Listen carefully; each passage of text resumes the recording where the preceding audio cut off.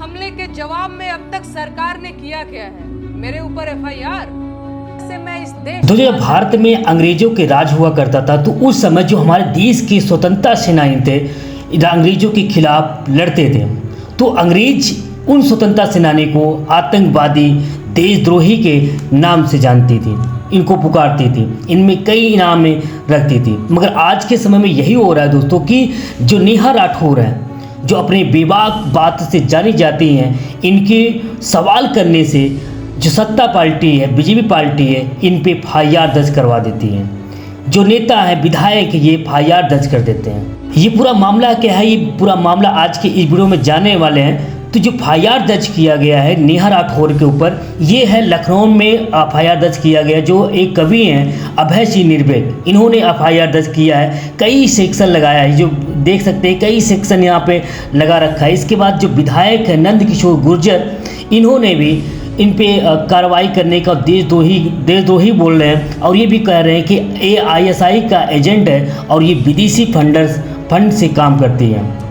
तो ये सवाल है, अगर ये नेहा राठौर सच में ये देशद्रोही हैं और विदेशी फंड लेती हैं और एआईसी का एजेंट है, तो इनके ऊपर कार्रवाई होनी चाहिए और इनकी जांच होनी चाहिए। और अगर जांच होती है तो इनको जेल जाना चाहिए।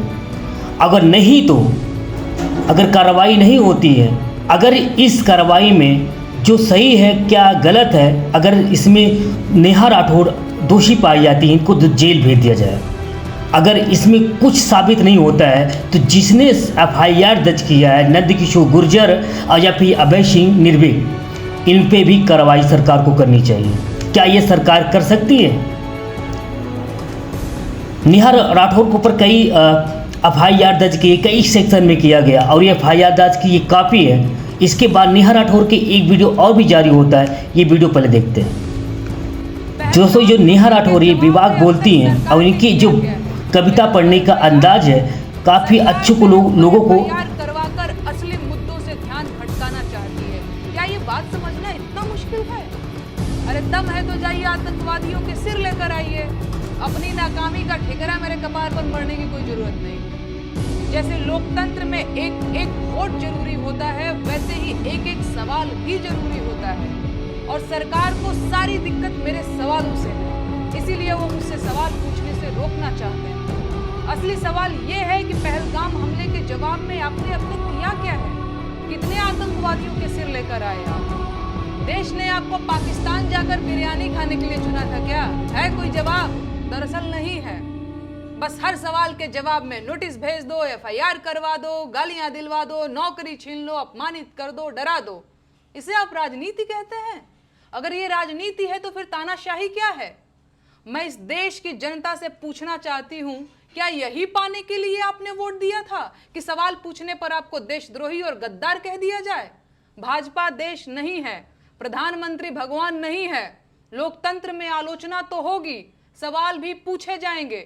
मेरे सवालों से इतनी दिक्कत है तो सत्ता छोड़कर विपक्ष में आ जाइए, सवाल नहीं पूछूंगी तब मैं।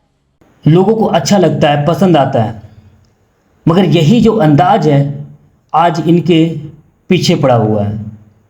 इन पे कार्रवाई होने की नौबत आ चुकी है। अरे मेरा एक वीडियो है, आपका कोई वीडियो है, मान लेते हैं कि अगर हमने पोस्ट किया, उसको कोई हमारे अलग देश की जो हमारा दुश्मन देश है ये पोस्ट कर देता है, तो क्या हमें देशद्रोही कहला जाएंगे?